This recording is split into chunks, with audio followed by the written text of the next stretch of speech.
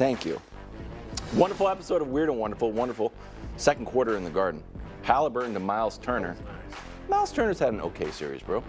Yeah, we need more from him. That's for sure. Oh, you're rooting for the Pacers? No, I actually picked the Knicks, but okay. I'm just saying. More on this game later. Wonderful.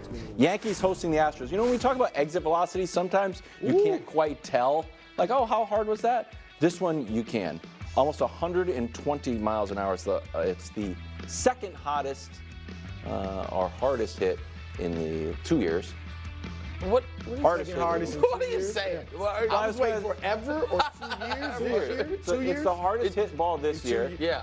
Right. Let's just go with that. But Soto had a harder one last year. Okay, well, what is that? So just the hardest hit ball this year. What happened? Did you smell? I don't know. I was just It literally says hardest hit ball of the season. Well, I was thinking about playing football. Yeah, that's why during the break you Oilers Canucks. Ekholm high stick ends up stuck in Dakota Johnson's helmet. This is not good.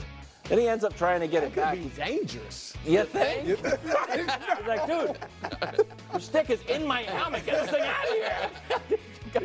That ain't the time to get it out of here. Vancouver wins. They're up 1-0 in the series. Wonderful. Into the Garden in the fourth. Brunson by himself. I know Tibbs is a great coach, but that seems like the play that they call a lot.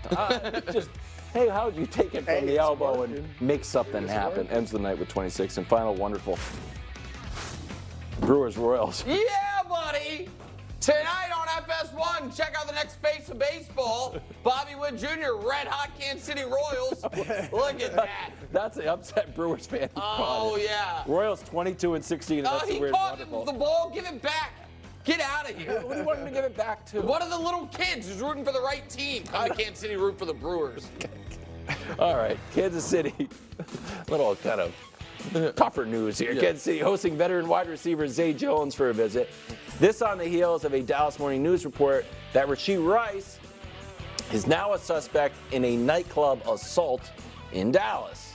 Nick, do the Chiefs need a Rashee Rice contingency plan? Okay, so obviously.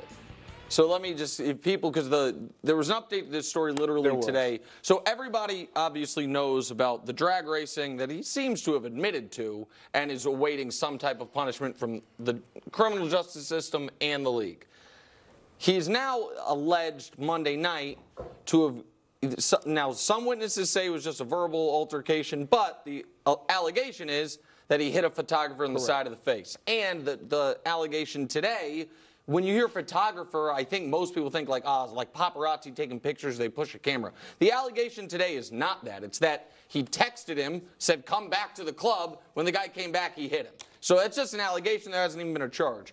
Even if he didn't hit the guy, I still think they need Rashee Rice insurance, because if a month after you're in the news for the drag racing, you're still hanging out with your buddies at the club at 2 in the morning when that's hanging over your head, leads me to believe you might be someone who is not yet mature enough to handle the NFL life, and that you might find yourself in trouble again. And so I think that is the only fair reading of it without even knowing if he did this or not. If he did do it, then what I think people thought was going to be like a 2 to 4 game suspension, now all of a sudden you're looking at, is it going to be half a season? Is it going to be a whole season? And so, yeah, like I think that right now Rashee has put himself in a spot where he can't be, if this is true, he can't be relied upon. And even if it's not true, you have to be concerned about the situations he's putting himself in. Yeah, they don't need Rashee Rice. I mean, they've won 2 without Tyreek Hill. They'll be fine without Rashee Rice, especially, and we'll see what Xavier Worthy is. I think he's going to be great with Mahomes because of his speed. But you also got Hollywood Brown. Like, I don't need Rashee Rice. And to be honest, if he's guilty of this, I'm not saying I definitely cut him, but I mean, what are you doing?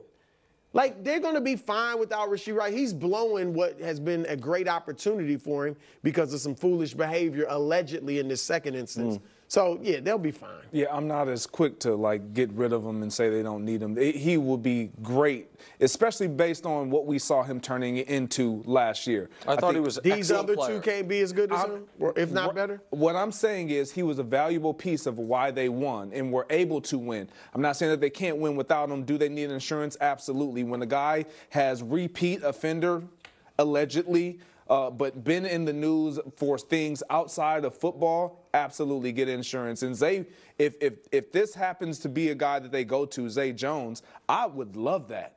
Big guy, reminds me of can be that juju guy a little bit, bigger stature guy, about 6'2", 200+ pounds, can go across the middle, make plays. He missed 8 games last year, but he's had production over the course of his career when he was with the Raiders, obviously, so they're familiar with him. With Jacksonville, he had some production. I like this if this is the case, if this is the route they choose to go, but you definitely need some insurance policy based on what they're chasing. They're chasing history. They're trying to be the first team to ever do something in our league, and they need insurance. Can I ask you a question? Yeah. If he's got the drag racing thing, Yep. Yeah. Should he just not go out? What advice would you give him? Like, hey man, put a 10:30 curfew on yourself. Like even if you're totally innocent of this, but there was something happening Where and your you're name's in the mix and now associated, your name. What should he do to stay out of trouble?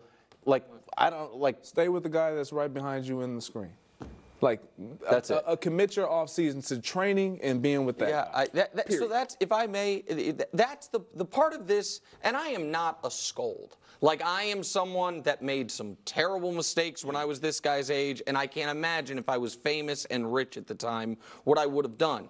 But I also, people gave me a hard time for it. I didn't crush him the way a lot of people did for the drag racing thing, because I think a lot of people in their 20s drive their cars crazy fast and do really reckless things. That's beyond the pale. No, I mean, come on. Most 20-year-olds ain't doing what he did. No, I agree. It happens more than what is even reported. Right. I'm just saying, I'm not going to sit here and act like that was okay because he's 20. No. I wasn't. By the way, I totally agree with you. I'm not acting like it was okay. The point that I'm trying to make is the drag racing thing was, even if he did this thing at the nightclub, hitting a guy, the drag racing thing objectively is more dangerous, more damaging, all those things. But I am oddly more bothered by this because of the sequence of events. Correct. Because if the drag racing thing happened, you saw how disastrous it could have been. You could have killed yourself. You did get in a wreck. You could have killed other people. And then you're still a month later out getting in the mix. But he can go out. That's what I'm saying. He can go out. Now, or maybe not. Maybe he was the total, guy that instigated this whole thing. Or maybe the photographer, I don't know. He could go out and somebody could talk trash to him. But that's why he's got an ego But that's why I don't think that's why. You know how it is. Guys will challenge you. And at the end of the day, I have a decision to make. It's on me. I don't care what someone says. I control who I am and how I respond to it. That's what he's speaking to. What I'm saying is right. If you're not going to respond and conduct yourself accordingly, which regardless of how fair we think it is, he's in the limelight now. Yeah. He's in the National Football League. He represents more than just the rice on the back of his jersey. He represents the guys in that locker room and that organization. So when you have that on your shoulder, you have to act as such, let alone you just won the Super Bowl. You just can't put yourself in those positions. You can't. You just, I don't know. No one's saying you can't go out, but if you're going to go out and this is going to be the result all the time, then you can't go out. Exactly. Well, he might have a target on his back now, too. Be like me, home at 7 o'clock. Lights out.